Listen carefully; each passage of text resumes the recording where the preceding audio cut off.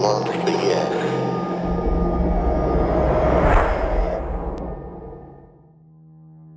Hi, I'm Lil. And I'm Fitz. And you're listening to the Halloween episode of Not Once for Yes. It's the most wonderful time of the year again.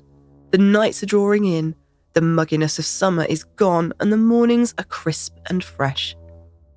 The vivid verdancy of the English countryside is making way for the soft, muted colours of autumn. It's time now for pumpkins, cinnamon, ghosts, witches and mythical beasts.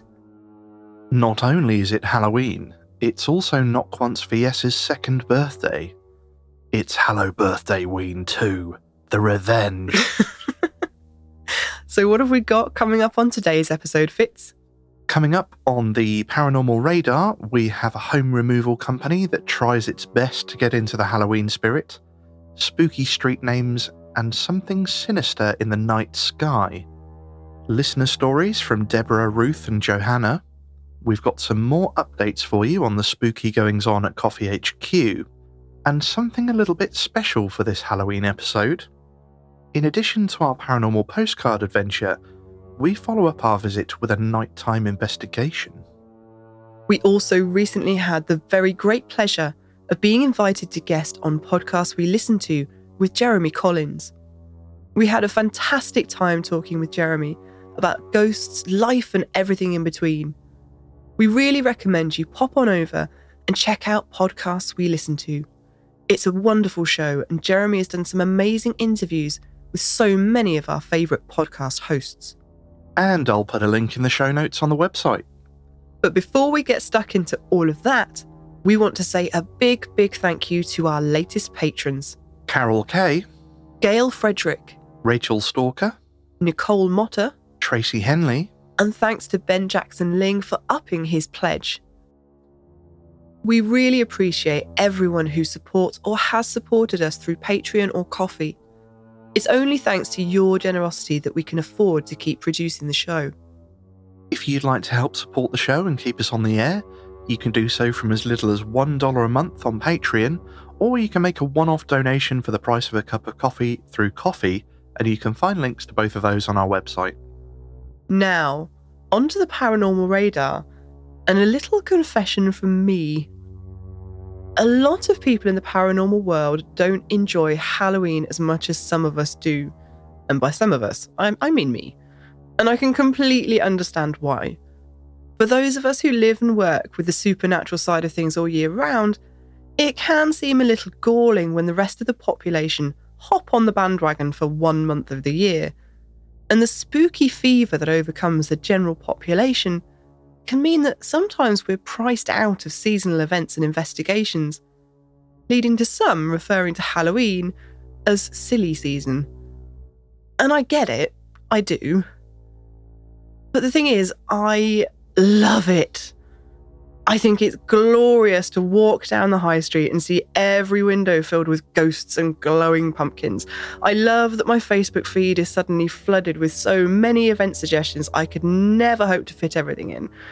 I love the cute local events that are really put on for children, but my mum and I crash anyway and cackle away merrily as we play ghost bowling, eyeball in the cauldron and ring the witch's hat, while the more adulty adults look on, slightly bemused. It just makes me feel a little bit more at one with the world. And there's nothing that delights me more than when local newspapers and businesses print stories pertaining to be related to the paranormal, so determined to jump on the spooky bandwagon that they're willing to publish even the vaguest, most tenuous nod to the supernatural. And so I set Fitz a challenge for this episode to find me the most tenuous or just plain ridiculous articles of the season. What have you got for me, Fitz? Our first Paranormal Radar story comes from house movers C. Rayton Partners, who are doing their very best to get in the Halloween spirit with their blog post, The Spooky Side of Home Removals. I love it already. The couple of stories they provide are a little tenuous. In the first, they mention that they've performed a move at Saltwood Castle in Kent that's reputed to be haunted. expecting great things, I read on only to find they didn't experience anything there. But one of the people that worked on the job worked on another job where the resident said goodbye to a ghost when they moved out.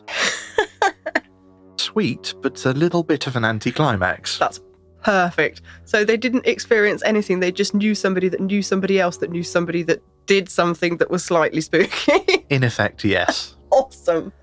They did step up their game a little. Okay. And the second story tries a little harder. Apparently, the team were working at Dover Castle, also in Kent and also reputed to be haunted.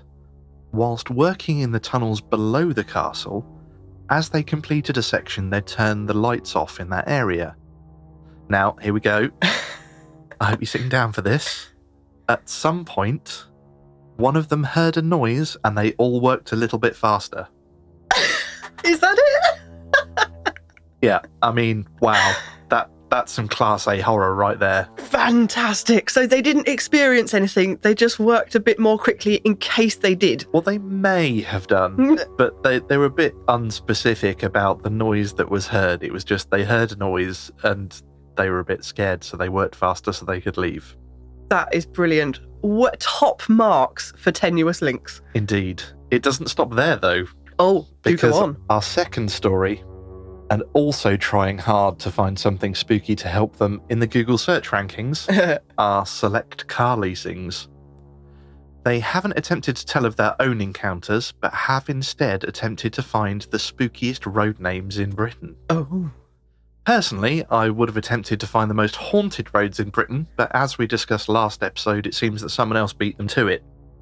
Turning instead to the most tangentially Halloween-related things you can come up with when your only assets are a bored youth on work experience and an A to Z, the canny car leasing people came up with their top 16 spookiest UK road names. Oh, fantastic. I'm perhaps being a little bit hard on them, as they did actually find a few places that might deserve further investigation. From Ghost House Lane in Nottingham, which was once the location of a poltergeist flap in the 1800s, to Skull House Lane in Lancashire, where a cursed skull was supposedly once to be found. The list does tail off a bit though, which makes me wonder why they bothered with all 16 rather than trimming it down to the more traditional top 10. Oh, I think I'm going to have to read the full list of these spooky road names though, because actually I do find English road names really interesting them, and there's some amazing ones, so I think we need to post that story in the Facebook group and we can all have a little look at it. Oh yes, I'll put links to both in the website as well. Good find, good find. Our final story takes us all the way to space. The rather sterile name of near-Earth asteroid 2015 TB145 belies its rather spooky appearance. Initially dubbed the Great Pumpkin by NASA, upon closer inspection the asteroid bears a striking resemblance to a skull. I'll link to the article in the show notes so that you can have a look, but it really does. Does it actually look like a skull? It really does. Oh, okay. I've seen like molds and stuff that are worse. It really does jump out the page at you. Discovered in 2015, hence the catchy name, the 700-metre asteroid initially passed by Earth on Halloween of that year, almost as close as the Moon.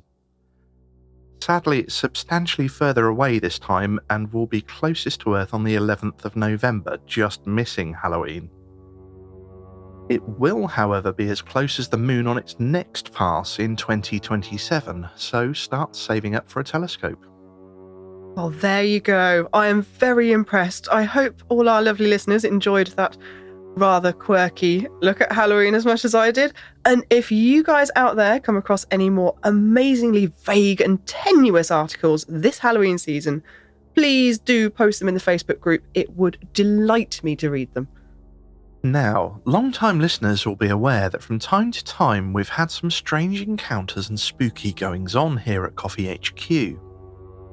Although we had quite a lot of activity earlier in the year, a lull of several months followed where everything went a bit quiet. But in late September, things started to happen again, and the level of activity has been unusually high. If you're in our Facebook group, you might have seen us talk a little about this already. Now, I believe you were the first to experience some of this, weren't you? I think so, and it's something we had happen before. And this time, as last time, I didn't think it was anything paranormal. I just heard somebody knocking on our front door and went down, nobody there. Now, the first time this happened, I thought I'd just missed the person that was knocking, although that is unusual. We've got a quite good view of the whole street from our front door. But the second time it happened, I was more suspicious and spent more time trying to find a reason for it, looking up and down the street, seeing if it was windy, flapping the knocker and flapping the letterbox and seeing if any of that sounded like the knocking that I'd heard. It didn't. And by the third time it happened, we were thinking, this is something odd happening here. Yeah, and it happened when we were both in the studio, didn't it? And yes. The studio overlooks our front door, so literally within a second you can open the curtain and look out. Well, the window was open as well. So when the window's open, you can hear anybody walking up to our front door. You can hear their footsteps on the drive. So we absolutely would have heard through the open window if somebody had approached before we heard the knocking. Yeah, so we didn't hear anyone turn up to the door. There was nobody at our door. There was nobody next door. So unusual. But talking about the door, it all seems to be centred around the hallway and the front door. Definitely. Because the first thing that I heard was the letterbox. And it's been going crazy. It really has. And I mean, I have heard when it's been really, when we've had very high winds, really high winds, I've seen the letterbox flap. But this has happened so many times and we just haven't had enough wind to make it move. No, well, it's the indoor flap that goes, isn't it? Because it's got an outdoor flap what it sounds like, and an indoor flap. And between the two, there's a sort of brush that stops wind getting through. The outside one isn't sprung, so it does tend to flap in the wind. The inside one is really strongly sprung. Yeah. So it takes some effort to lift, and when it closes, it slams and makes... You can tell the difference between the noises. It's a very particular noise. Yeah, the outdoor one sort of tippity-tap, whereas the indoor one smack. And it's the indoor one that's been going. Well, it's the same with knocking on the door.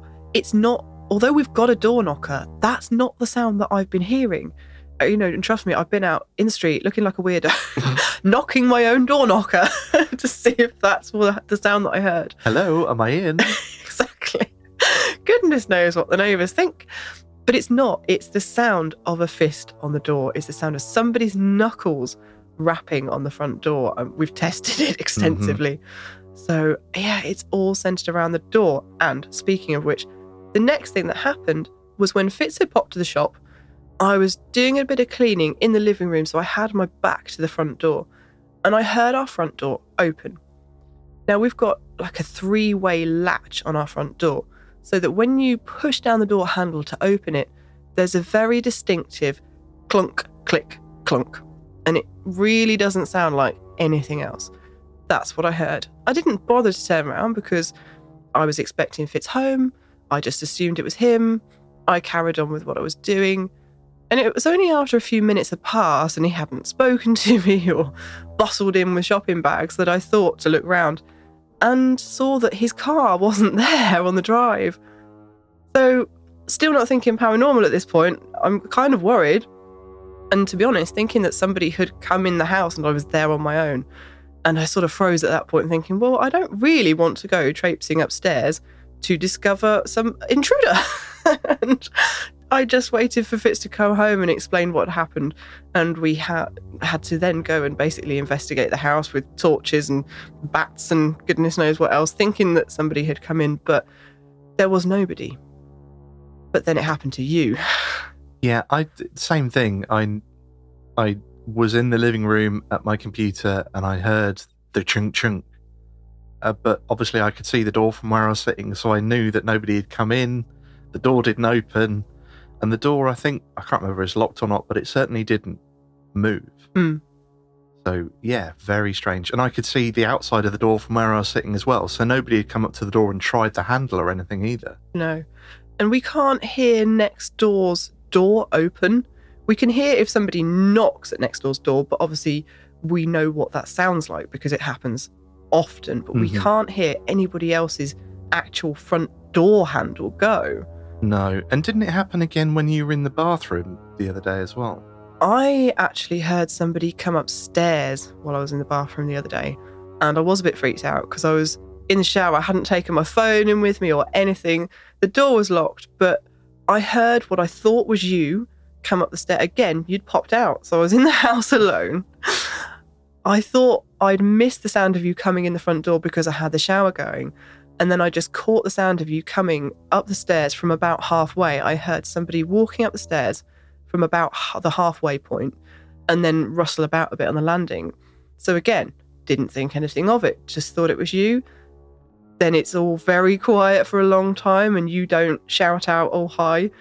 And I sort of stood there for ages thinking, do I go out? Is there somebody here? I can't phone you to see if it was you that came home. But long enough passed that eventually I realised it was not you. And I just had to go out in the end. No, there was nobody home. You hadn't come back yet. Don't know what it was. Yeah, it was a bit freaky. Yeah, on top of that, I've been seeing figures. And there was one, you'd just gone to bed. And I was sat at the computer working on something. And it looked like somebody had leaned in to the living room from the hallway and just poked their head round and leaned back. And I sort of did a double take because I saw it out the corner of my eye and then it sort of ducked in once and back. And I caught it out the corner of my eye, looked over, and it did it again while I was looking at it. So you saw it full on the second time? Yeah, I didn't get it was weird. Like I didn't get a full impression of what it was. I couldn't see it clearly. I know what you mean. I could see it clearly at the time, but I can't picture it. It was just, I knew it was a person, but not a my mind can't make sense of it properly. It's no, weird. I know exactly what you mean. It sounds very similar to the experience I had in our old haunted house. And I saw something quite similar, really. It was somebody peeking around the door. And again, like you're describing, at the time, I could see them perfectly well, but my mind didn't kind of make sense of their features enough to be able to describe them, if that makes sense. Yeah. And I came running straight upstairs to you because you'd not long gone to bed. Came thundering up the stairs, so I knew something was wrong. Yeah, this was the other thing though. It was weird, and I kind of had that like standing up hairs feeling, but it didn't feel malicious, so I didn't feel too scared about running through where it had been. Which isn't necessarily usual. But when you came downstairs and we tried to work out what it was, we worked out that it was much taller than anyone could be. Like the head was right up at the top of the door frame. So you're talking, at least 6.5 foot.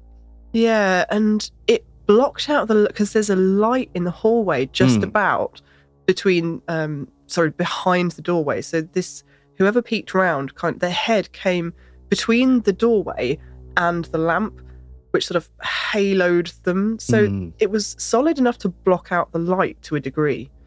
I've got another one for you as well, actually. It happened last night, and I forgot to tell you. You haven't even told me! No. What? This is another one. What happened? Again, I was sat downstairs at the computer, and I saw something walk in from the kitchen into the living room. And again, I wasn't looking straight at it, but it was solid, it was black, and it was big. So still, we're looking at something or somebody really tall. And it was different from the one in the hallway, because the one in the hallway, even though I can't really describe it, was human. It looked like a person. It was sort of skin tone and hair. Can't remember if it was blonde or not, because the light was behind it, had a sort of halo. Yeah. But this thing was just big and black.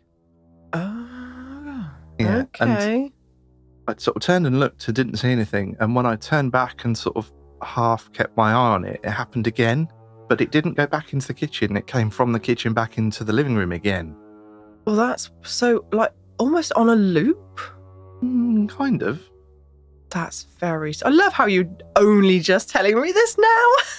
Well, to be honest, it's getting to the point here at the moment where you can forget things. You're right. There is many things going on. There is so much happening at the moment. I am actually starting to forget what has happened. It's crazy. I don't know what's going on. And I'd almost forgotten one of the things we were going to talk about that we had been talking to our listeners in our Facebook group about, which was the running in the attic the other night. Or certainly somewhere above our heads that doesn't quite make sense. We heard what was very distinctly the sound of a person, not a cat, something bipedal, running at a pace across what must have been, from the amount of footsteps, the whole length of the house.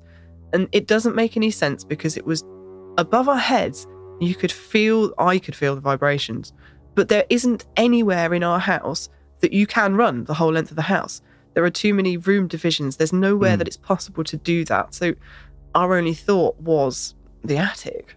Yeah, it was really weird. It was just like bum, bum, bum, bum, bum, bum, bum. So it was more than just a few footsteps. And not something we ever hear from the neighbours because, like we say, it's not possible to run. All our houses are in a terrace.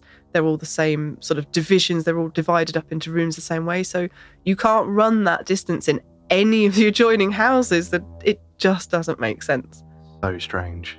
I'm sure I've probably forgotten to mention a few things that have happened, but like I said, there's just been so many things going on. It's just so unusual. But saying that, I've seen a lot in Facebook groups, and people have told us that they've experienced a lot more than they usually would as well. Yeah, I actually don't think it's just us. A lot of people have been saying that I'm talking about paranormal investigators here as well, that are going to regular locations and seeing a massive increase in activity at the moment, and they don't understand why. So are any of you guys experiencing this? Is this happening anywhere else? Let us know. We're really interested. Well, it's just about story time, and we've selected the stories for this episode very carefully. To explain why, we'll give you a little bit of background on our thoughts about Halloween. In Britain, we have a real mishmash of cultures coming together to form our Halloween legacy. Woven into our mythology is the Celtic Samhain and Hottunar, the Roman goddess Pomona.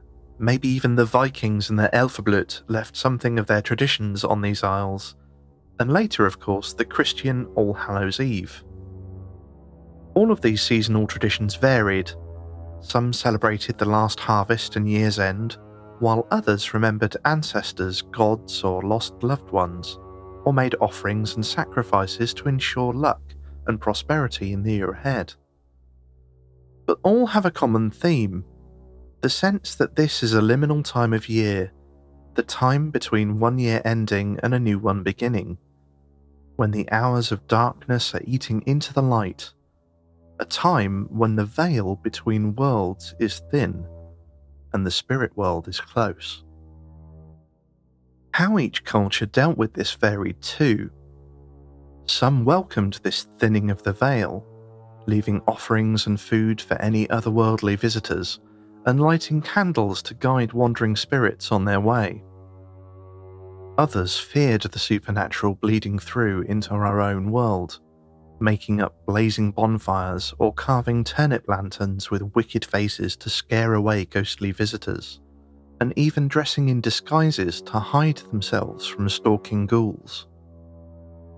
The result is a strange but rich legacy of tradition, and in this modern age, we're lucky to be able to take from it that which speaks to us. For many, that means embracing this time of shadows and spirits, recognizing the darker side of life we often choose not to think about, or celebrating a time of reflection and remembrance. As you might expect, Halloween can be a pretty busy time for us. But we have a long-held Halloween night tradition in our house. A simple, quiet celebration of lighting a candle of remembrance for each and every loved one, including animals, who we've lost along the years. And with this in mind, the stories we've decided to share with you today are ones that will warm your heart, even whilst they give you a chill. So that leads us on to our first story for today, and this one is from Deborah. This happened to me 9 months ago. Ruminating on my tasks for the day, I somewhat wistfully peered out of the bus window, observing pedestrians encumbered with bulging shopping bags, hurriedly heading home to peel parsnips, roast chestnuts, and wrap last-minute treasures in gaudy paper before safely ensconcing them beneath their Christmas trees. I sighed at the thought of the labour ahead of me, for although it was only shopping, I envied those who were done with such undertakings. Taking in the sights of festively decorated windows, behind which stood proud conifers adorned with multicoloured baubles and vibrant fairy lights, I longed to be finished for the day, spending done, food refrigerated, gifts swathed in tissue and ribbons. The bus slowed to a stop to allow more passengers to alight, and my attention was suddenly caught by a familiar figure. Inside a tanning salon, I spied Stacey, an old friend from my youth. I marvelled to myself about how fantastic she looked, her coal-black hair expertly coiffured into upswept spikes, her still slim and girlish physique encased in leather and lace, and a stack of silver bangles glistening on both of her bone-white, slender wrists. Back in the day, we'd both competed to be queen of the goth scene, and although on that particular day, Stacey would have won hands down, I couldn't help but giggle to myself. A goth with a tan? What was she thinking? No self-respecting goth would be seen dead in a tanning salon, surely. Continuing on my journey, I couldn't help but muse on the sighting of my friend. The years hadn't treated me too badly, but she'd looked a total knockout. She didn't seem to have aged at all. Later that evening, my chores complete, I mentioned the encounter to my fiancé. He laughingly suggested that she'd discovered the elixir of youth, and I had to agree with him.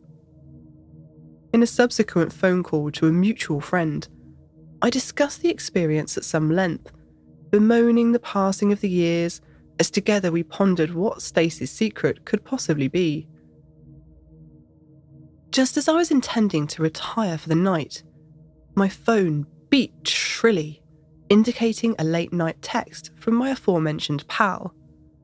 Rather ominously, the message read, "Check Facebook."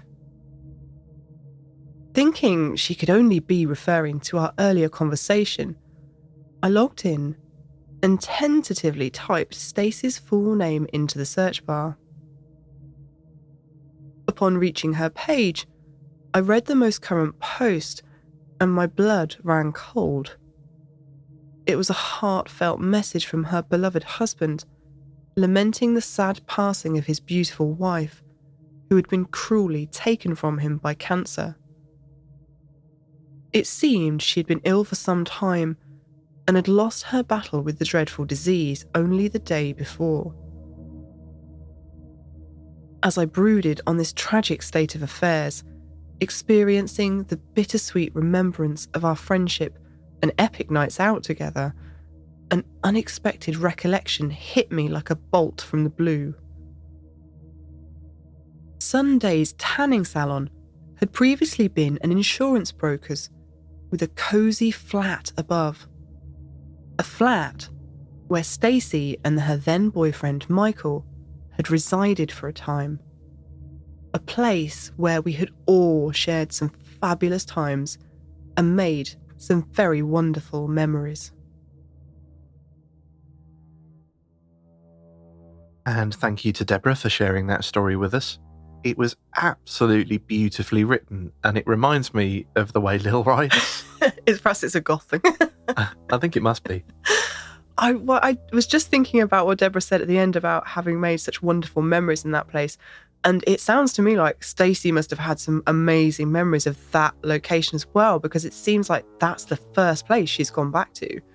Yeah, and the other thing that sprang to mind was she didn't realise that it wasn't actually her until afterwards. And we've said this a few times, that we wonder if people see a lot more ghosts than they think they realise. And it's just the lack of context why they don't realise that what they're seeing isn't a person. And in this case, if she hadn't have found out, she would never have realised. No. And it was only because she knew her that she did. If she hadn't have known her, then you wouldn't even have tweeted, you wouldn't even have thought about it, wouldn't have even taken a second look. So, Yeah, there you go. I reckon a lot more people see a lot more ghosts than they realise they do. Yes, next time you're walking down the high street, try and guess which one isn't alive. That's a cheery thought. Try and guess if any of them are alive. Oh dear. Have a wonderful Halloween. From knock ones for yes. Moving swiftly on. It's time now for our second story. This is from Ruth from Australia, and we're still rather low on stories from you chaps out there, but Ruth has kindly offered Fitz her story to read. We're very grateful, Ruth, and read it he shall. I grew up with parents who were of the opinion that ghosts probably do exist, but they weren't out looking for them. My mum would tell stories of a house she lived in with her best friend in the early 80s that had a ghost cat. Almost exactly like a non-ghost cat, it would carry on to be let in or out, meowing at doors, just a brief flash of a tail visible. It would jump up on the bed in the morning to be fed, the covers denting in as it padded across the quilt, and it would annoy their dog at the window. A glimpse of ears through the glass before the dog would bark madly. So everyone was pretty casual about ghosts and dreams of dead people and unexplained things when I was growing up. If anything strange happens today around my house, my dad will simply say, "Oh, that's just the ghost." In 2010, I was 22, living in a rundown maisonette in South Australia with a housemate and her cat Mojo. My mum was living about an hour and a half away in a little town in a winemaking district behind the local post office. Originally, my mum is from New Zealand and all her family still lives there. While my mum and I are close, my brother and I never really got to know her family very well, simply because of the distance between us. I adored my New Zealand granddad though, even if we didn't get to talk much. It was mid-March, the tail end of an Australian summer, and autumn was just starting to make itself felt. I'd gone to bed knowing I had the next day off, so hadn't bothered to charge my phone or set an alarm. In the early hours of the morning, I'd woken from an incredibly vivid dream, feeling confused at the coolness around me. Only moments before, it had felt like I was standing in my granddad's garden in Stanmore Bay, Auckland. It had been much warmer there. My grandfather and I had been looking at the incredible tomato crop he'd grown. It was lush and full, the deep red beefsteaks standing out against the dark green leaves, the romas hiding jewel-like in their bright foliage. And that earthy, herbaceous smell of growing was everywhere. He, however, was short and weathered, his skin seeming to be made of leather from the years of farming and then fishing. He was dressed as he normally was, wearing his woolen singlet, faded blue stubby shorts, toweling hat and 2 worn thongs. We'd stood there admiring his garden, talking about all the wonderful things I was learning in my horticulture course. I began to complain about how my own tomato crop had failed that year, lamenting my lack of experience and wishing I could grow them as well as he could. Then the sound changed around us. It was as if someone turned the volume down on the birds and the gurgle of the tidal stream in his yard. And then Grandad turned to me, very softly, but in a voice to be taken seriously, he said, "There will always be next year, and the year after that, to grow your tomatoes." I sighed and agreed, looking away from the garden to find him staring at me. In that same soft but serious voice, he said, "You know, I have to go now." "I know," I reluctantly replied. "Tell Mum goodbye and I love her, and not to worry about your brother," he said. And then I'd felt as though I was being pulled back across the distance between our homes to be woken gently in my cool room in Adelaide. It wasn't a jolt that woke me, more a gentle awareness on the solid bed and the blankets moving slightly around me. It was still dark outside, and I rolled over and fell back to sleep. A couple of hours later, I woke to the sound of the landline ringing. I could tell it was still early, maybe 7 or 8 a.m. I groped around for my mobile to check the time as I swung my legs out of bed to dash to the phone. It had gone flat in the night. It wasn't far to the house phone in the lounge from my room, so I answered without worrying that it would ring out. Without actually being aware of it, and without caller ID, I picked up the phone and said, "Hi, Mum," in that sleepy voice you don't try and hide when you know who's on the other end. Mum, in a quiet, high voice, asked in surprise, "How did you know it was me?" "You're calling to tell me that Grandad died," I said. We sat in silence for a long moment, both crying now, when Mum asked, "How did you know that?" "He came and said goodbye," I told her, and proceeded to tell her my dream. 2 days later, my mum, brother and I flew into Auckland to say goodbye to my granddad. We got to his house late and it was already dark. We went straight inside to see him, already in his coffin and clothes, on the dining room table. Looking healthier and not as worn as I had ever seen him. He'd been dressed in a suit, his toweling hat nowhere in sight. He even had on smart shoes and a tie. He looked not very much at all like he had in my dream. We went to bed exhausted, sad, knowing that tomorrow would be a very long day. I didn't dream that night at all, but the very next morning, with a quick greeting to the strange grandfather in his coffin on the dining room table, I went straight out to his garden, where just as in my dream, his tomatoes were magnificent. We ate them with every meal the 3 days we were there, and now every time I have a magnificent tomato crop, I leave one aside for him. It goes back into the ground. Sometimes it grows and sometimes it doesn't. But there is always next year. Thank you so much to Ruth for sharing a very personal story with us. And her description of the dream she had was so evocative. She was describing that earthy smell of growing. I was immediately back in my mum and dad's greenhouses full of tomatoes.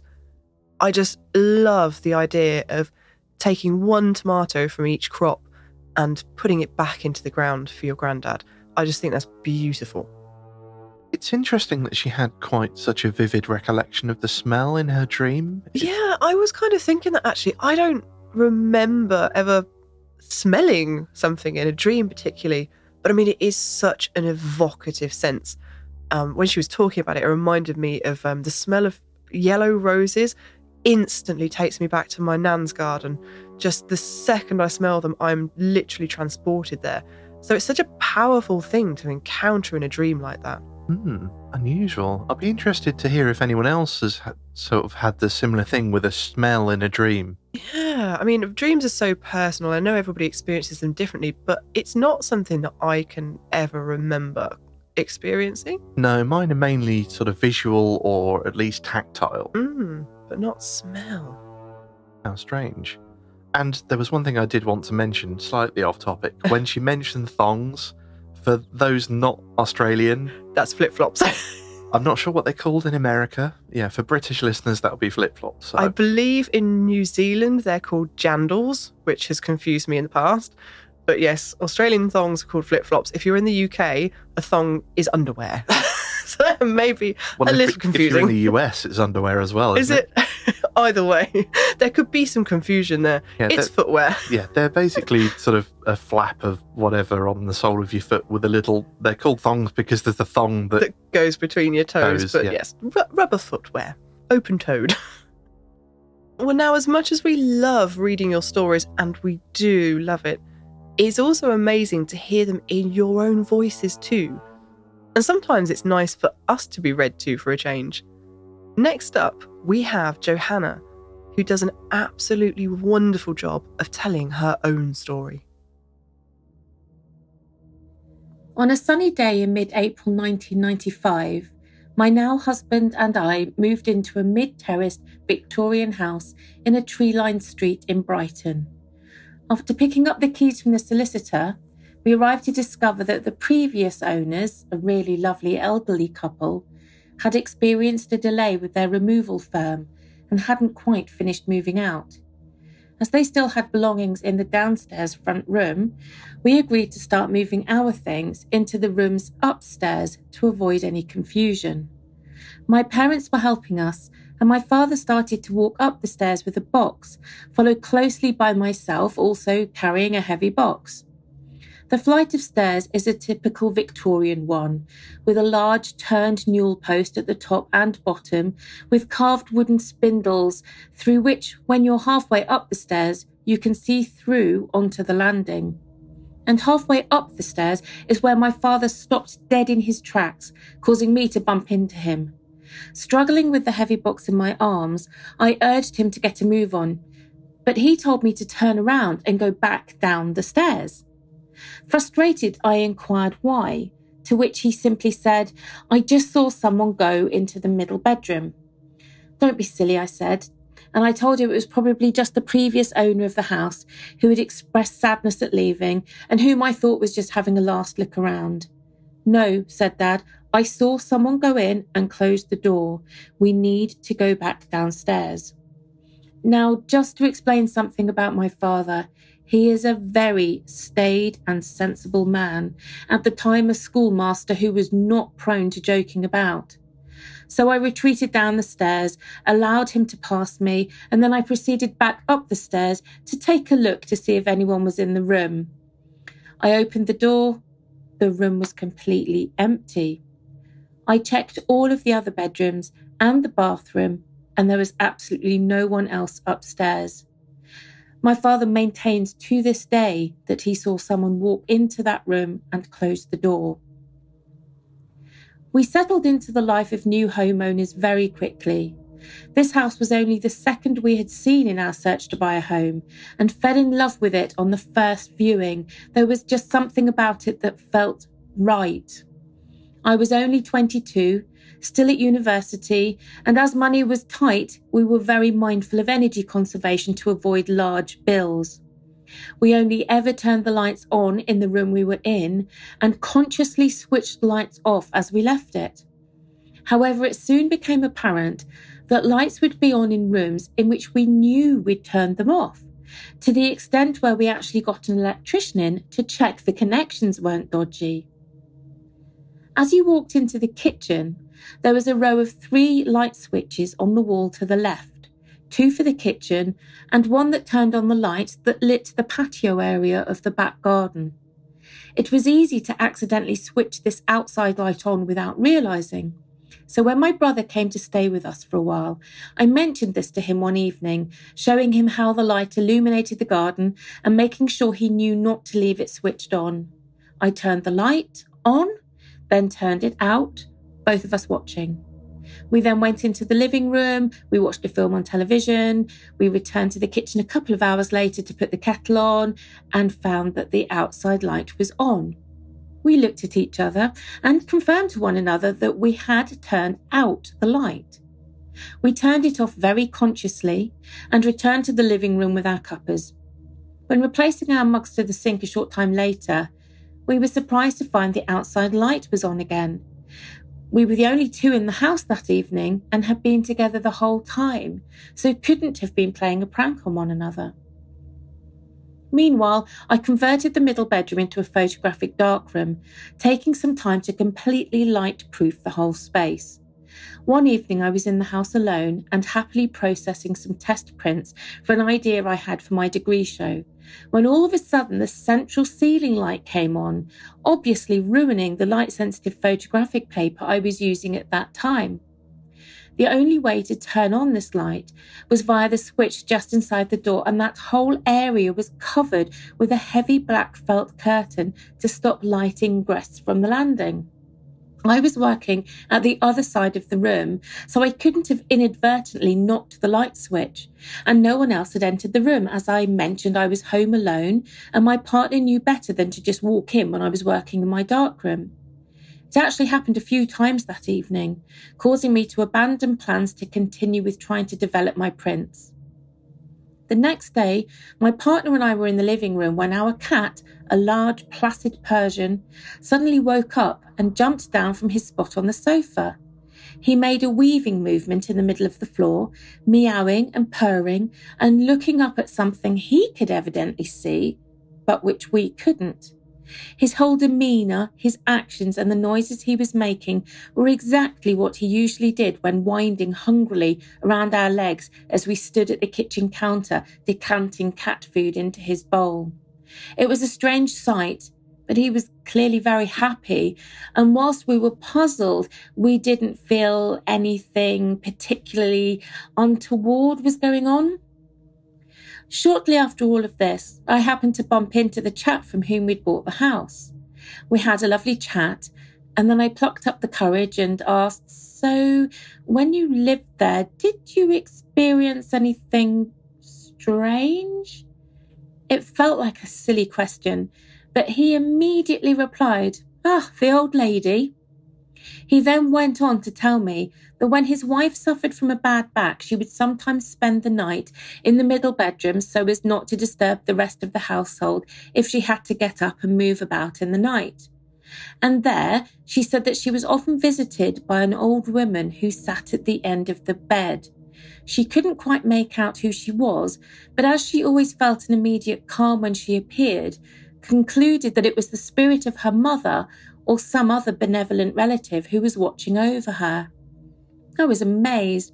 I am open-minded, and given that we always felt a sense of welcoming contentment in the house, I was more intrigued than worried. The room in which the previous owners had this sighting was the one that my father swore he saw someone walk into the day we moved in, and was where I had my darkroom. The years went past, and we didn't ever experience anything untoward, the occasional light on, but nothing much else. We pretty much almost forgot about the lady, and the room was returned to being a bedroom when our daughter was born at the end of 2001. She was a very easy baby, sleeping through the night from an early age. As a toddler graduating out of a cot and into a little kid's bed, we would tuck her into bed in the evening and she would stay put until the morning, unlike our friends' children who would be up and down like yo-yos in the middle of the night. When she was about 3, I praised her one day for being such a good girl for sleeping all night, to which she casually replied, "I do wake up sometimes, but the old lady shushes me back to sleep." It's important to note that my daughter knew nothing about the old lady or anything happening around the house. It's not something that we'd even thought about much, let alone telling a 3-year-old. I acted very nonchalantly to find out more. Apparently, the old lady sat at the end of the bed sometimes and just kept watch, giving our daughter nice dreams. We didn't make a big deal out of this, but it was quite strange. My daughter reiterated this story to our GP at a checkup a few months later, going even further in telling him that sometimes in the night she floated on the ceiling looking down at her own sleeping body in bed, which she thought was great fun. Thankfully, our GP was open to all alternatives and asked her to explain more. She turned to me and told me that a particular teddy we thought we had lost was actually on the top of the wardrobe in her room, and that she'd seen it when she was floating up at the ceiling. Of course, as soon as we got home, I grabbed a chair and stood on it to try and peer at what might be on the top of the almost floor to high Victorian ceiling height wardrobe. And there was the teddy.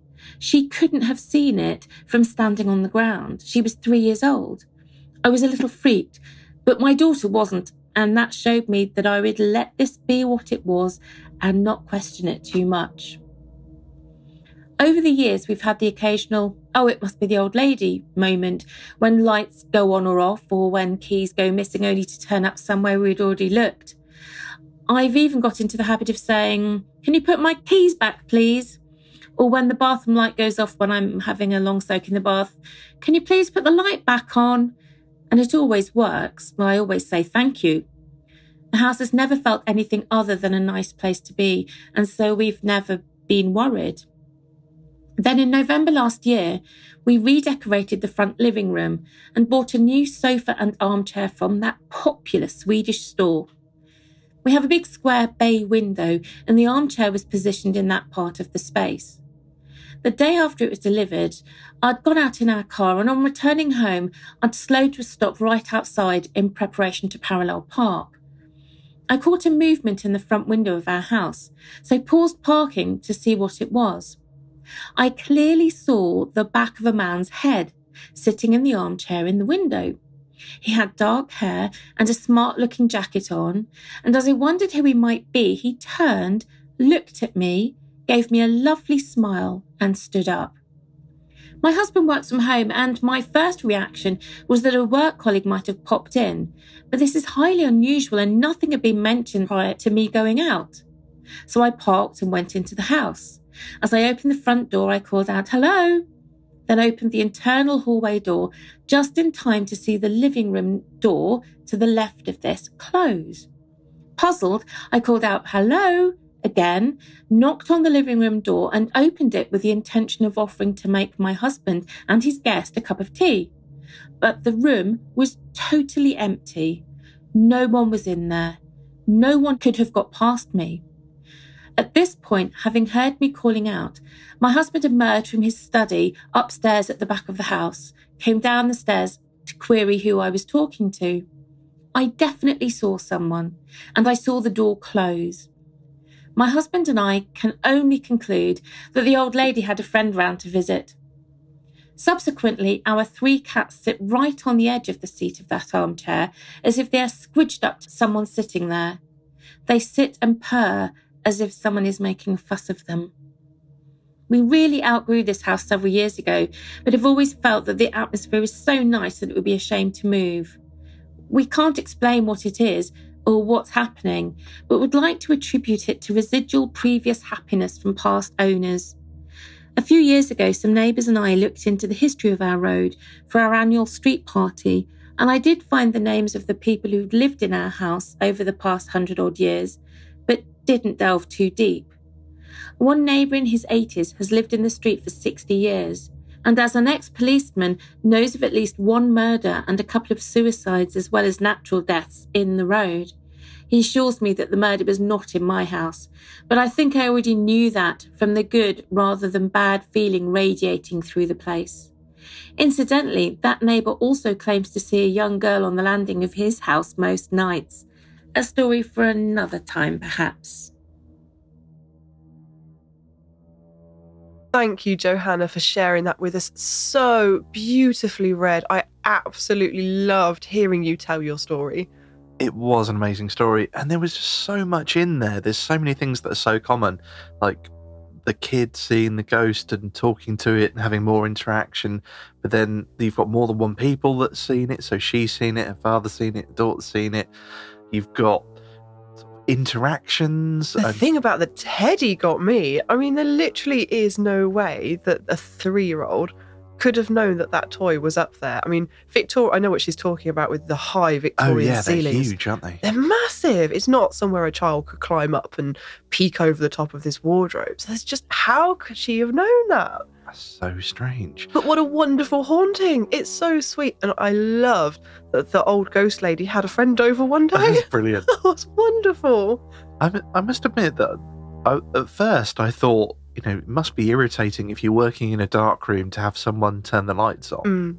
But I wonder whether the old lady was like, "Oh, you won't do your eyes any good working in the dark, dear," and putting the lights on. And thought she was being helpful. I can completely see that, actually. That makes sense. I can understand why you don't really want to leave that kind of happy, positive environment. But if anything else happens and you'd like to tell us some more about the further adventures of the old lady ghost, we'd love to hear it. Oh, definitely. Well, thank you so much to Johanna for sharing that story. Absolutely brilliant. If you would like to share your story, you can either, like Johanna, record it yourself and email that across to us, or you can just write it out for us to read on the show. If you pop over to notonceVS.com, there's a contact us page there, and you can either use the contact form or just get in touch via email. Well, that was our last listener story for today, but fear not, there's plenty more spooky to come. It's time for a paranormal postcard adventure and a ghost hunt. One late September evening saw me tearing home from work, scooping my dinner into a thermos and bundling into the coffee-mobile to head towards Cambridgeshire. Every autumn we have a marvellous country-wide festival of heritage and culture, during which historic locations all across England open their doors to visitors for free, including some that aren't normally open to the public. There was one location that we'd been meaning to visit for nearly a year, but just hadn't quite managed to fit it in. So when I saw that they'd be opening their doors for the Heritage Weekend, we couldn't miss the opportunity. Even better, it would be opening outside of normal visiting hours during twilight, just as night starts to fall and shadows come alive. Perfect. It was still light as we set off on our journey, although the promise of dark hung low over the wide, moody skies as we drove across the vast openness of the fens. With nothing on the horizon but miles of farmland in every direction, this landscape never fails to engulf me in a sense of mystery.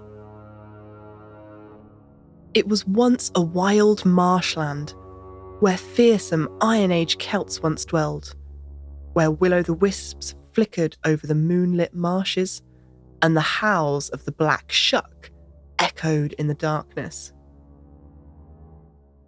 Nowadays, the water has been drained off to make way for arable farming, but the names I see on the map as we navigate towards our destination give away its past. Prickwillow, Wicken Fen, and Sedgeway, to name a few. It took centuries to tame this wild landscape, with failed attempts at draining the marshes as far back as Roman times. It wasn't until the 1600s that the drainage of the fens was pursued in earnest, and as you can imagine, the idea was met with tremendous opposition from locals, who made their living from the landscape, in particular, trapping the eels that were so abundant in the waters of the fens. So abundant, in fact, that they gave the city of Ely its name. Ely was once an island, surrounded by water and most famous for its magnificent cathedral. But that wasn't our destination tonight.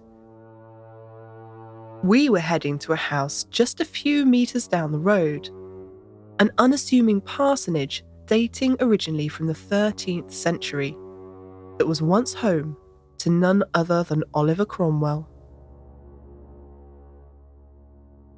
Earning himself the nickname Old Ironsides, and with his strict puritanical beliefs, Cromwell has long been a popular villain in British history, and I imagine that banning Christmas didn't exactly help him in the popularity stakes. We remember him mostly for the gorier details, his part in the bloody battles of the English Civil War, and the defeat and execution of King Charles. We remember his rather grisly death mask, and we remember the example that was made of him when Charles II was restored to the throne, even though Cromwell had been dead for over 2 years. For his part in bringing down the monarchy, the new king ordered Cromwell's remains to be dug up and hung from the gallows. Not content with this indignity, his body was to suffer the same fate as his enemy Charles I. On the anniversary of the king's execution, Cromwell's head was cut off and displayed on a spike outside Westminster. What we don't always remember, though, is that he had a home and a family, a large family with 9 children. He came from a fairly modest farming background and suffered from bouts of depression. In his younger years, he was heralded as a champion of the poor for his involvement in local causes. In fact, he originally fought alongside the locals of Ely, campaigning in Parliament against the drainage of the fens. It's this side of his life that the Cromwell house in Ely seeks to recreate, and the rooms are restored to give a snapshot of 17th century life. Downstairs, the large kitchen table is laden with replica food, showing the dishes that Cromwell and his family would likely have eaten, including, of course, the famous local eel pie. Looking out of the kitchen window, I could see no hint of modern life outside. Across the way sits the 13th century St Mary's Church that this building was once a vicarage for, and it strikes me that this view must be almost unchanged since Cromwell's time here. Upstairs, Mrs Cromwell is depicted quietly sewing, while a young girl sits at her feet playing and an infant sleeps peacefully in a wooden cradle. The scene should really be nothing but homely, and maybe it's just my predilection for the paranormal, but I can't help wondering if the cries of a baby are sometimes still heard, echoing through the empty house at night. And part of me is half expecting that antique cradle to start rocking. Stern portraits glare down at us from the walls. One is the infamous portrait of Cromwell that gave us his most well-known phrase, after he instructed the artist not to try and glorify him, but to paint him warts and all. The other, hung on the wall behind the mannequin of Mrs Cromwell, is of an older lady, whose eyes seem to be boring into me. Unsettled, I lean in to peer closer, and nearly keel over in fright when the mannequin of Mrs Cromwell suddenly moves. Of course, it's mechanised and on a timer, but having stood there for so many minutes with the mannequins remaining deathly still, to say it was a shock is a bit of an understatement. It was quite a relief to move into a more museum-like area, brightly lit and filled with replicas of weapons and artefacts from the Civil War. But the lighter atmosphere was not to last long. As we entered the study, the light grew dimmer, and there were more mannequins. One hunched over a desk, scratching away earnestly with his quill in the flickering candlelight. This one moved too, but thankfully I was prepared by now and braced myself for the eerie, unhuman-like movement of the head with its staring, lifeless eyes. By the time we moved on to the next room, there was no denying that the route is intentionally designed to build atmosphere as you go, and there's a warning on the next door, declaring it to be the haunted bedroom. We enter into what feels like pitch dark, but as our eyes adjusted to the gloom, we saw that we stood at the foot of a 4-poster bed, and in the bed, there's a shape that looks a lot like a body. Peering across the rumpled bedclothes, the meagre candlelight illuminates another mannequin, this one of Cromwell himself. With its deathly pallor, it's clear this scene depicts Cromwell on his deathbed, and the bedroom is certainly set up to play on its haunted reputation, with moody lighting and a bit of a parlour trick for an added thrill. But Cromwell didn't actually die here, as, to be fair, the information boards make no attempt to hide. So where did the reputation of the haunted bedroom come from? Well, of course, with such a famous resident, it's tempting to imagine that any ghostly activity might be down to Cromwell himself, but in fact, by the time the Cromwells moved here, the house had already been standing for over 200 years, and the residency of the Lord Protector of England only spanned around a decade. During the 1900s, the house spent some years as an inn called the Cromwell Arms, and after that, it was once more used as the vicarage for the next door St Mary's Church, right up until the 1980s, when it was bought by the East Cambridgeshire District Council, who restored the building and opened it to the public. So as for the ghosts, they could hail from any time during the house's 600-year lifespan, and actually, most of the sightings seem to be of a woman. In their book Haunted Ely, Margaret Haynes and Vivian Doughty tell the story of two girls who visited the Cromwell house during the 1960s. On their summer holidays, the two sisters were spending the night chatting and giggling, but they were brought suddenly to silence when an unknown lady unexpectedly entered the room. Wearing a long dark dress with a bunch of keys hanging at her waist, she simply looked at the shocked girls, turned, and left as swiftly as she had appeared. One of the girls saw the mysterious woman again, years later on another visit, and commented that she was by no means the only ghost in the house. In the 70s, the mother and daughter of the resident family both witnessed the lady in the dark dress climbing the stairs, as well as experiencing the unexplained sounds of footsteps and a door opening and shutting by itself. Another female apparition has been seen in the kitchen, this time by an employee in 2002 who was working at the Tourist Information Office that had, by then, been installed in a room of the ground floor. As she opened the kitchen door, she saw a long blue skirt disappearing into a mist near the fireplace. But the top half of the skirt's owner was apparently missing. Later, the witness attended a ghost walk of Ely and discovered from the guide that that wasn't the first time the Blue Lady had been seen in the Cromwell house. Staff working in the Tourist Information Office have heard heavy footsteps overhead when there was no one upstairs, and one employee saw a grey figure in the haunted bedroom as he was locking up. Assuming it to be a visitor, he returned downstairs to warn his colleagues that someone was still in the building, but no visitor ever came down. Puzzled, they went upstairs to check again, but there was no one there. Having visited the house ourselves, we can confirm that the only way to leave the building is indeed through the small Tourist Information Office, though it's very unlikely that the visitor could have slipped by unnoticed.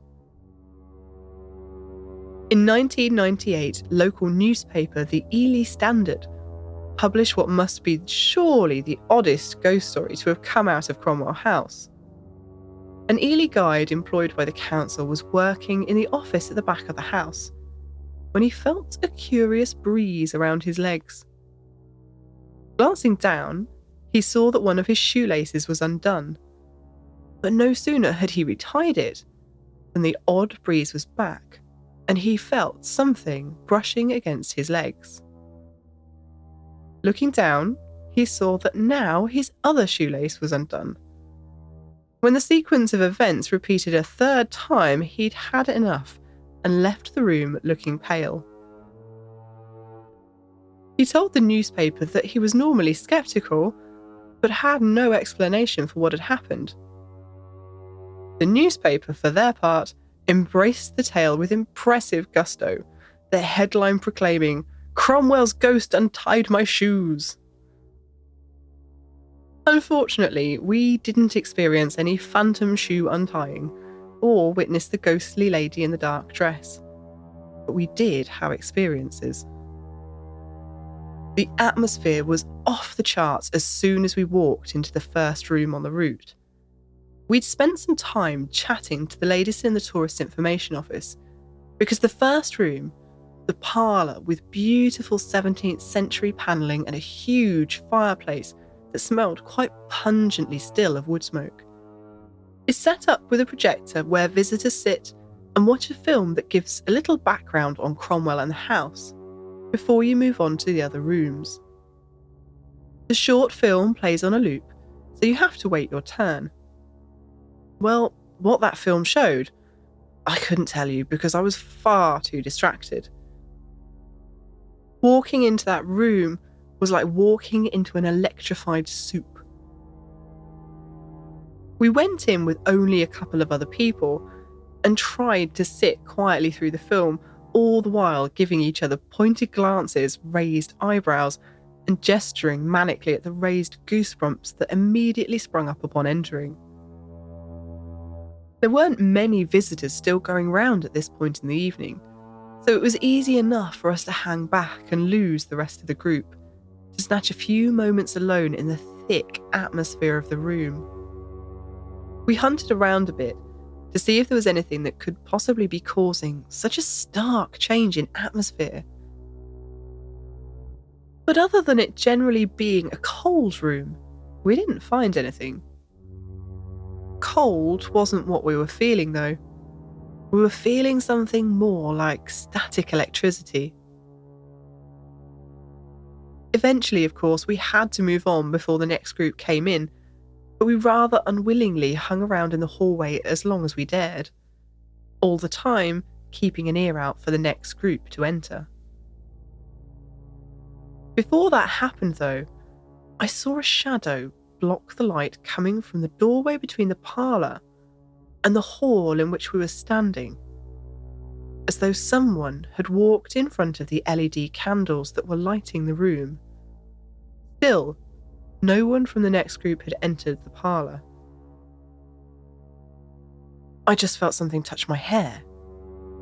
I spun around to see Fitz searching above his head for cobwebs or anything that could have caused the feeling of fingers in his hair, and not finding anything.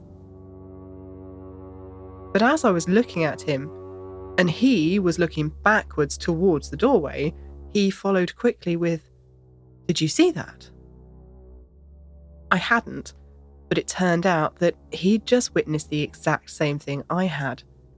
Something moving across the parlour and blocking out the light. We just had enough time to poke our heads back in and confirm that no one was in there, and nothing was moving, before the spell was broken and the next group of visitors was ushered in. The rest of the visit was busier and noisier, and apart from my encounters with the mannequins, largely uneventful. By the time we got to the haunted bedroom, though, the other guests seemed to have vanished. I can only assume they ushered their quite young children rather rapidly through the spookiest stop on the tour. Of course, the room had been deliberately made to be as spooky as possible, but even so, by now we're quite used to being in creepy spaces, but I actually had trouble staying in this one and began to feel a bit unwell. I don't have a good explanation for it. There don't really seem to be that many accounts relating to this room in particular, but I wouldn't have thought myself quite so susceptible to clever lighting and a slightly grim mannequin. But maybe I'm underestimating the power of suggestion. At any rate, I was glad to get out of there. I did have the forethought to try and record some audio while in the room, and we got some slightly odd interference on the microphone, but it was probably just a technical glitch, and soon enough, all we could hear were the bells of the next door church bonging away.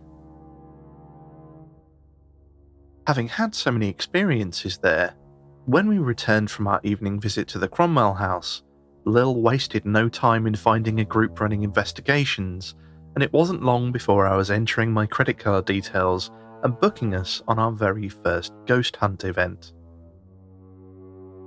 Being a bit of a skeptic and having already been on an investigation with UK Haunted, I was expecting more in the way of entertainment than evidence gathering, and whilst I wasn't entirely wrong in this regard, I did find a lot of the evening quite interesting, and even the parts I expected to be more on the woo end of the spectrum threw me a couple of surprises. We began the evening with a walk around the building with the site staff, which was unexpected. They recounted the history of the building with a confidence and clarity that demonstrated their love and familiarity with the building and its history. They then ducked out to leave us with our hosts for the evening. But they did leave us with one particularly chilling ghost story, which had been recounted to the staff by a visitor. A mother and her young daughter were touring the house and, like all visitors, started by sitting in the wood-panelled parlour to watch the introductory video. During the film, her daughter was approached by another little girl.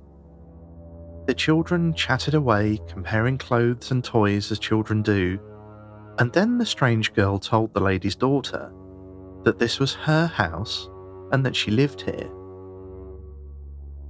She continued to say, "My daddy lives here too, but he's upstairs, dead in bed." The mother wasn't aware of any of this until they got to the haunted bedroom, and her daughter, seeing the figure in the bed, apparently dead just as the strange girl had described, went into hysterics and the pair left the building swiftly. Later, the mother rang the tourist information office to apologise for their dramatic exit and to explain what had happened. The next thing we did was to have a second walk around the building, this time with the group's medium. As we went from room to room, the medium gave us his impressions and told us about which spirits were making contact with him and the stories that they apparently had to tell. I must admit that for me, this wasn't the most enjoyable part of the event. It was a bit of a squeeze fitting the whole group of us all at once into some of the rooms, and aside from not being entirely sold on mediums anyway, I would have preferred not to have had so many preconceptions put into my head right off the bat. With this part over, we took a short break before splitting up into smaller, more manageable groups and getting a bit more hands-on. Whilst one group was led upstairs to try their hand at dowsing and table tipping, we broke out the K2 meters, digital thermometers, and various other gadgets downstairs. This was the part I was particularly looking forward to. It was great being able to have a go with all the different gadgets, and we were able to experiment with how we used them. One piece of equipment that rather surprised me was actually a cat toy. It's an interesting idea. The small plastic ball has lights inside and it's sensitive to touch, so that when a cat bats at it, the flashing lights go off. Of course, being a touch-activated object that can be placed almost anywhere and will quickly alert investigators to movement, I could immediately see its potential uses in an investigation setting. We were also getting some seemingly random spikes on the K2 meters in the room, but there didn't seem to be any sense or purpose to it. As we'd encountered some activity in the hallway on our daytime visit, we suggested putting one of the cat balls out there, just outside of the parlour, but still in sight of the door, and it turned out to be a good hunch. Not only did the cat ball light up several times, but having that third piece of equipment in the hallway suddenly made the activity we'd been getting make more sense. The two K2 meters which had seemingly been going off randomly were placed at the front of the parlour, one on each side of the room. When we put the cat ball in the hallway, we'd unwittingly made a straight line of equipment across the full length of the room to the hall doorway. We watched the cat ball, then one K2 meter, then the next K2 meter light up in turn. There was a pause, then the same equipment lit up in sequence, but backwards, It seemed that something was passing in front of all three pieces of equipment in turn, back and forth, back and forth. Something was pacing from one end of the room to the other. I was pleased to find that the tech guys running the session remained appropriately skeptical. A temperature drop was investigated and a probable logical cause found. Certain noises were debunked as people outside in the street. But one thing they couldn't debunk was an experience that Lil had. The small group was well spread out across the room, and at this point, the two of us had one bench to ourselves. Suddenly, Lil sat bolt upright and whirled around, asking, "Did you just touch me?" But found no one behind her to address the question to. She had felt something pluck, hard, but playfully at the back of her coat. There was no one near enough to have caused it. We were sitting on backless benches, and the only thing behind her was rows of more empty benches. After another break, we swapped groups, and it was our turn to try our hand at dowsing, divination, and table tipping. I donned my most skeptical of skeptic hats and observed the proceedings whilst Lil had a go on some dowsing rods and the rest of the group tried their hand at glass divination. For those not familiar with it, glass divination is basically a Ouija board without the board. No letters to spell out answers, just one side for yes and the other for no. I'll not go into too much detail, but I'm generally of the opinion that glass divination, Ouija boards and dowsing can be explained by ideomotor movement. But do note that I said can and not does. It's simply that with there being a known scientific explanation, any apparent activity could be dismissed relatively easily. This would be the case even if I were involved in the process, as I presumably would not be immune to this effect. And even were I to be, I couldn't guarantee that the other users were not. So it's fair to say that I had some bias going into this and a fairly clear idea of what I thought would happen. But I must admit that it didn't quite go the way I was expecting it to. I expected things to start slowly, and so they did. But I was imagining that once some movement started happening, the people participating would all sort of fall in with what was going on, and the responses would get faster and more confident. On the contrary, though, the glass repeatedly slowed, stopped, or even hesitated, even when all participants were clearly expecting a certain result. The lady leading the group was also careful to repeatedly remind the participants not to press too hard, just rest their fingers gently on the glass, and not to force a response. Even more interestingly, when the medium joined us and began to encourage them a bit more energetically, the glass kept stopping or would provide a response in opposition to the one he was requesting. At one point, he was quite intently focused on the glass and was getting no response, when Lil noticed that the dowsing rod she was holding, which had until that point not moved, appeared to suddenly start responding to the group's questions. She made this known, and the medium turned his attention to her, directing his questions to the rods instead. He asked if the spirits were now communicating through the dowsing rods, and the rods immediately fell still again. But almost hilariously, the glass divination suddenly resumed and replied, almost sulkingly, "No." Now, don't get me wrong, my skeptic's hat is still firmly in place, but I will hold my hands up and admit that I went in with a very clear and perhaps oversimplified view of how events would unfold. And what actually happened was a lot more complex, and maybe not as easily explained as I'd expected. For the last part of the night, the whole group combined again to conduct one last vigil in the Central Civil War Museum room on the upper floor, and once again the spirit board was pressed into use. This time though, the two of us hung back to observe quietly from a far end of the room.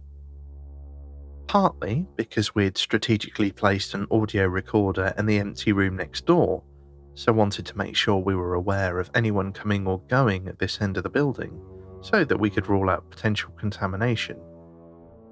Also though, nearly everybody's attention was focused on the rather active spirit board at the centre of the room, and the REM pod which was repeatedly sounding in the study beyond. Nobody was paying any attention to the dark corner of the large room, and in our experience, those are the places to watch. Sure enough, as we both vigilantly kept watch on the doorway behind us, facing in the opposite direction of the show-stealing spirit board, we saw something. In the bottom left of the doorway, a white shape. Something just peeking around the corner. It seemed too low to the ground for even a child, and if it had moved quickly, been just a glimpsed movement, it could very easily have been written off as the eyes playing tricks in the darkness, or maybe even car headlights outside. But it was far too slow and deliberate for that. There was time to focus on it as it moved slowly and almost unnaturally smoothly. Just a pale shape peeking in and out. We'd both seen it and nearly written it off until it happened again, and then, finally, nudging each other with excited whispers, "Did you just see that?" We realised we'd both seen the exact same thing. So, what's our verdict? Well, as you can imagine, being us, we had plenty of audio equipment running, and we think we may have captured a couple of unexplained, or at least odd, occurrences. But we'll let you decide for yourselves. So this first recording was taken during the last vigil of the night in the upstairs museum room. You'll hear a lady speak, and then in the background, quite faintly, you can hear what sounds like, well, I think it sounds like a child singing, and we all heard it at the time. Now, in the background on most of these clips, you'll hear an odd swooshing noise and an occasional squeaking, and that's actually the sound of the spirit board as the glass moves across the table. So have a listen. Is your nice spirit?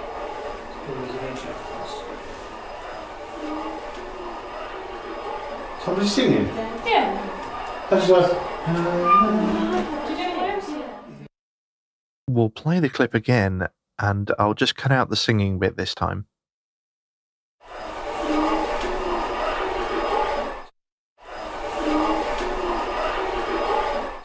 It's really strange. It really did sound like a kid sort of singing. And the odd thing for me as well was that we all heard it and reacted to it at the time. So we were with a really good group of people. We were very lucky, and I'm pretty sure that anybody there, if they had been the one making that noise, they would have stood up at that point and go, and that was me, actually.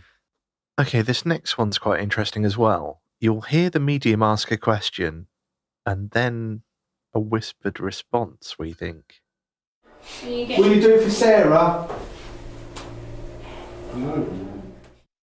Okay, so you can hear the medium ask, will you do it for Sarah?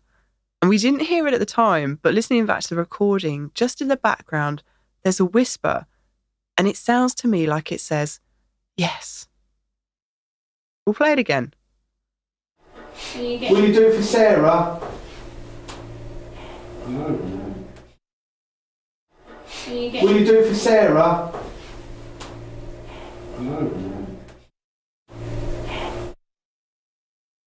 I'm a little bit on the fence about this one, but it does sound like something goes, It sounds a bit like a deep groan. You can hear Fitz, myself, and the medium sort of whispering between ourselves a bit, but underneath, there's another voice that's not one of us.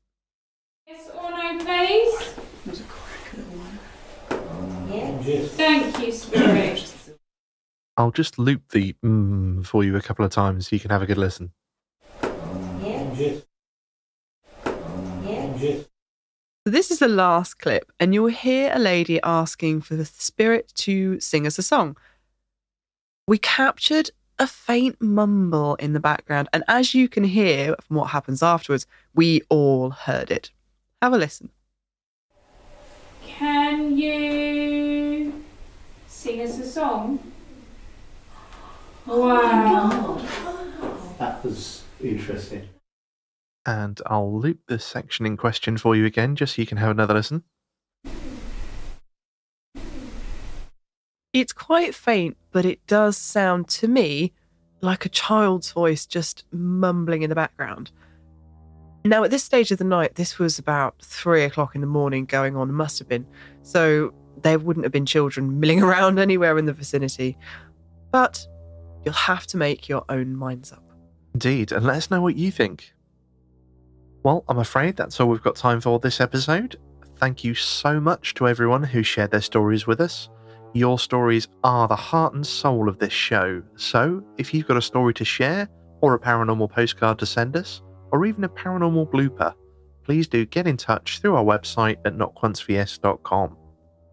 Just before we go, we had an extra cause for celebration recently. We noticed just the other day that we'd made it onto the iTunes Scary Stories list, which is a pretty big deal. When we started the show 2 years ago, we never dreamed we'd make it this far, and we really couldn't ask for a better birthday present.